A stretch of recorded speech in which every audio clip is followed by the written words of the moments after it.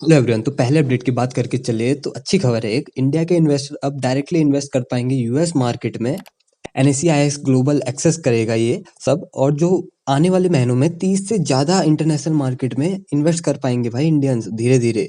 और जो अभी के लिए ऑफर है वो इक्विटीज और ईटीएफ में कर पाएंगे। डेरिवेटिव सेगमेंट अभी ओपन नहीं हुआ है। और जो भी एलआरएस स्कीम के थ्रू कर पाएंगे, जो कि रिजर्व बैंक मॉनिटर करता है, जिसमें की परमिशन है लगभग लगभग 2 करोड़ 30-40 लाख रुपए पर ईयर ट्रांजेक्शन कर पाएंगे। तो ये अच्छा हो गया भाई। बहुत सारे लोग क्या है रुके हुए थे, इंतजार में थे कि कब इंडिया से मौका मिलेगा इन्वेस्ट करने का बाहर की कंपनी में, क्योंकि फायदा ज्यादा होता है। पहली बात तो लिक्विडिटी ज्यादा होती है और पूरे वर्ल्ड में फैली हुई है उनकी कंपनीज, तो और भी ज्यादा फायदा होगा। प्रॉपरली इन्वेस्ट करेंगे तो डॉलर भी आएगा, वो भी फायदा होगा इंडिया को। तो बहुत बढ़िया कर दिया भाई। पर दूसरी खबर अच्छी नहीं है ना, ये दिक्कत है। ट्रम्प ने इम्पोज कर दिया है 126% tax on solar panel from India, जो कि मेरे को इसका समझ में नहीं आता है। कुछ तो अगले दिन 10 किया उनकी कोर्ट ने, फिर 15 कर दिया दूसरे दिन, अब किसी प्रोडक्ट में 126 कर दिया। और इसने क्यों किया है मैं ये बताता हूँ, ठीक है। 2024 में इंडिया ने सोलर इंपोर्ट किए थे $792 मिलियन के, ठीक है, जो कि 2022 से 9 गुना ज्यादा थे। तो ये इसलिए डरा था, यही रीजन है। 9 गुना अचानक से 2 साल में कैसे बढ़ गया, ये सोच रहा होगा ना। हमें भी लगा देना चाहिए भाई उनके कुछ प्रोडक्ट में, अचानक से इतना परसेंट लगा देना चाहिए। फिर पता चलेगा इनको। हमारा स्टेबल इकोनॉमी जैसी होती है, कुछ ना कुछ खराब करते स्टार्ट कर देते हैं। चल कोई नहीं, देख लेंगे हम भी। अब बात करें उत्तर प्रदेश की, तो सिंगापुर की गवर्नमेंट या फर्म्स 1 लाख करोड़ पे इन्वेस्ट करने वाले हैं यूपी में आने वाले सालों में। और उसमें से ज्यादातर पैसा हाइपर स्केल डाटा सेंटर बनेगा नोएडा में, वहां जाने वाला है। और जो हाईवेज बन रहे वहां जाने वाला है, और बहुत सारे प्रोजेक्ट हैं वहां पैसा जाएगा। सही, जिस हिसाब से यूपी का साइज है और पॉपुलेशन है, उस हिसाब से धीरे धीरे जीडीपी बढ़ते हुई दिखाई देगी। तो बाहर का पैसा आएगा तो सही हो जाएगा भाई, बढ़िया चल रहा है। यूपी से एक और अच्छी खबर है, जो मोटर जीपी है, सुना ही होगा आपने, बाइक रेसिंग, उसके ट्रैक्स बनने वाले हैं। यूपी ऑर्गेनाइजर है वो, यूपी गवर्नमेंट के साथ एमओयू साइन किया है उन्होंने। आने वाले समय में देखना, जो मोटरसाइकिल रेसिंग होती है उनके ट्रैक्स बनेंगे और जो पूरा इकोसिस्टम है वो बनेगा। बात यह है, एक ही चीज पे हम कितने अटके हुए हैं। आईपीएल आईपीएल आईपीएल भाई, आईपीएल के अलावा भी दूसरे खेल हैं भाई, वहां भी ध्यान दे दो। इसमें मोटर जीपी या बाइक रेसिंग में भाई बहुत दबा के पैसा है, बहुत ज्यादा एडवर्टाइजमेंट आती है। ये यूरोप और वेस्ट में बहुत पॉपुलर है। इंडिया में एक ही गेम के पीछे पड़े हैं हाथ धो के। भाई कब तक बनोगे, कुछ और भी तो बनो। नीट की तैयारी कब तक करेंगे बच्चे। क्रिकेट क्रिकेट क्रिकेट भाई, और भी तो स्पोर्ट्स हैं, उन पे भी तो ध्यान देना चाहिए। और ऐसा नहीं कि कोई छोटा मोटा लेवल का ट्रैक बनेगा भाई, इंटरनेशनल लेवल का ट्रैक बनने वाला है। तो सोचो, बहुत अच्छे लेवल का इकोसिस्टम क्रिएट हो रहा है यूपी में। और अब बात करके चले तो इंडिया कट डाउन करने वाला है थोड़े अपने इंपोर्ट्स, जो कि बूस्ट करेगा लोकल इकोनॉमी में। अब भाई बहुत हो गया था, हम बहुत ज्यादा इंपोर्ट करने लग गए थे वैसे भी। और चाइना के साथ सबसे ज्यादा इंपोर्ट किया है। और इस साल इंडिया ने $650 बिलियन का सामान बाहर से मंगाया है, जो कि अच्छी बात नहीं है। हमारा ट्रेड डेफिसिट भी बढ़ रहा है, यानी कि हम मंगा रहे ज्यादा है, बेच रहे कम है। तो वो दिक्कत वाली बात है, पैसा बाहर जा रहा है हमारा।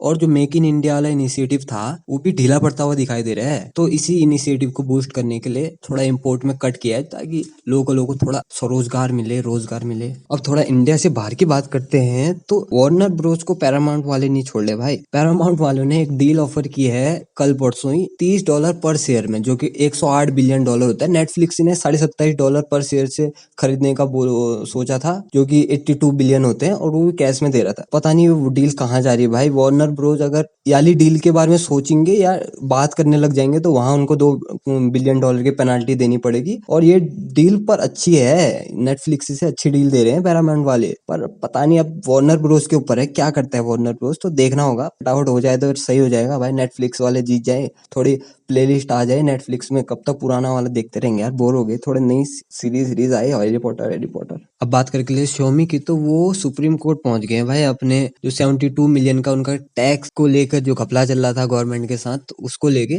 गवर्नमेंट के हिसाब से 2020 तक 3 साल में कस्टम ड्यूटी कम पे की है, ठीक है। Xiaomi ने जो कि बाहर की कंपनी है क्वालकॉम जो चिप बनाती है, उसको लाइसेंस फीस दी थी। कस्टम इंडिया की गवर्नमेंट ने बोला जो भी फीस दी थी उस पे भी इंपोर्ट ड्यूटी लगेगी। और Xiaomi का कहना है कि वो तो टेक्नोलॉजीज के लिए थी, तो उसमें कस्टम ड्यूटी नहीं लगनी चाहिए थी, ठीक है। और अगर तो ये सुप्रीम कोर्ट गवर्नमेंट के फेवर में डिसीजन देता है, तो Xiaomi को इंटरेस्ट के साथ पूरा $150 मिलियन गवर्नमेंट को देना पड़ेगा।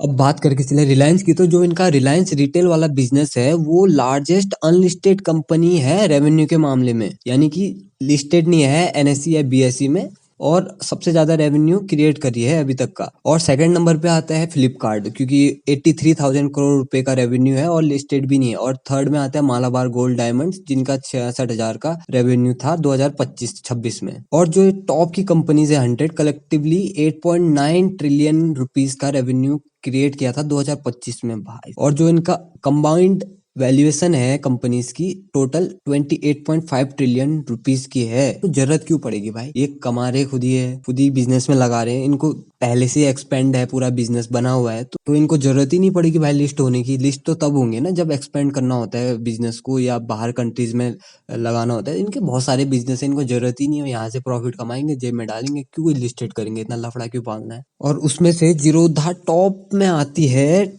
Most profitable unlisted company in India. Zerodha का जो नेट प्रॉफिट मार्जिन है 48% का है, यानी कि 100 रुपया कमाती है, 48% का प्रॉफिट होता है उनका, 7-8% का नहीं, 48, यानी कि बहुत ज्यादा होता है ये इस सेगमेंट में। और जो इनका प्रॉफिट था 2025 में 4,235 करोड़ का था। क्या रीजन है मैं बताता हूँ, क्योंकि इनका सॉफ्टवेयर बेस्ड बिजनेस है, ब्रोकर का है, ठीक है। ज्यादा इनका लपड़ चपड़ होता नहीं है, सब ऐप से ही हो जाता है, और ज्यादा इनको बड़े बड़े ऑफिस लेने की जरूरत नहीं है। एक तो ये फुल टाइम ब्रोकर भी नहीं है, वहां इनकी कॉस्ट बच जाती है, और इनके कोई टेंजेबल एसिड की जरूरत भी नहीं पड़ती है ज्यादातर। खाली कंप्यूटर ही कंप्यूटर चाहिए होते हैं, बड़े बड़े मशीन हसीन की जरूरत तो पड़नी आनी नहीं है इनको, और थोड़े बहुत इम्प्लॉय से भी काम चल जाने वाला है इनका। तो ये प्रॉफिट मार्जिन का यही रीजन है। और ये लोग क्यों लिस्ट होंगे भाई, यही तो है, तभी तो बैठ के आराम से पॉडकास्ट में बातें करते हैं बढ़िया बिजनेस वाली। और तो क्या ही करेंगे भाई, चुपचाप ट्रेडिंग कभी बंद होनी नहीं है, इन्वेस्टिंग कभी बंद होनी नहीं है, चाहे प्रॉफिट हो लॉस हो, आना तो जेब में ही है पैसा, ब्रोकरेज तो आनी है। हो गया, टैक्स पे करो, जितना बचा घर लेके जाओ, यही है। तो आज के लिए इतना है भाई, कल मिलते हैं, ठीक है, बाय बाय।